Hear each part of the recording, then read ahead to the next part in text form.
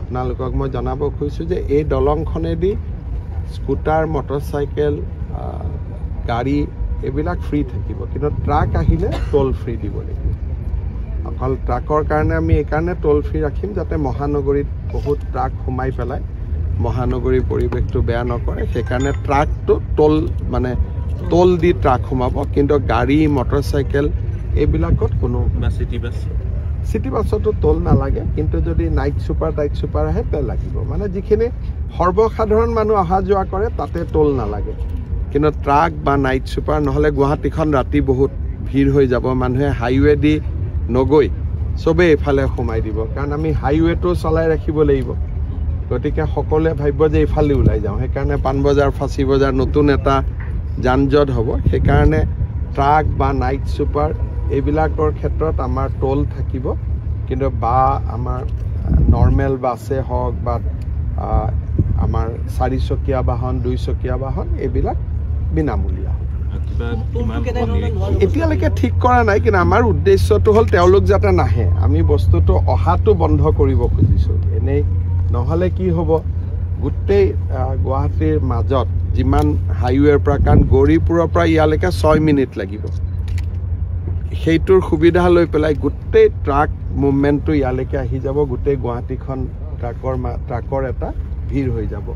আৰু ৰাতি বোলে নহয় ৰাতি আহক, ৰাতি হ'লেও বহুত স্পীডত সোমাই আহিব, যান বাহন এক্সিডেণ্ট বাঢ়িব। সেইকাৰণে আমি ঠিক কৰিছোঁ যে ট্ৰাকটো আমি সোমাবৰ কাৰণে এটা ফিজ কৰি দিম, যাতে ফিজটো অলপ বেছিকৈ কৰি দিম যাতে তেওঁলোক আহিব নোৱাৰে।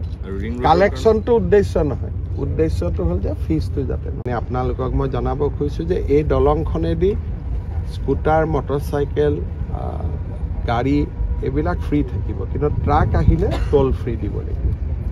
অকল ট্ৰাকৰ কাৰণে আমি এইকাৰণে টোল ফ্ৰী ৰাখিম যাতে মহানগৰীত বহুত ট্ৰাক সোমাই পেলাই মহানগৰীৰ পৰিৱেশটো বেয়া নকৰে। সেইকাৰণে ট্ৰাকটো টোল দি ট্ৰাক সোমাব, কিন্তু গাড়ী মটৰচাইকেল এইবিলাকত কোনো চিটি বাছতো টোল নালাগে। কিন্তু যদি নাইট ছুপাৰ আহে তে লাগিব, মানে যিখিনি সৰ্বসাধাৰণ মানুহ অহা যোৱা কৰে তাতে টোল নালাগে। কিন্তু ট্ৰাক বা নাইট ছুপাৰ নহ'লে গুৱাহাটীখন ৰাতি বহুত ভিৰ হৈ যাব, মানুহে হাইৱে দি নগৈ চবেই এইফালে সোমাই দিব, কাৰণ আমি হাইৱেটো চলাই ৰাখিব লাগিব।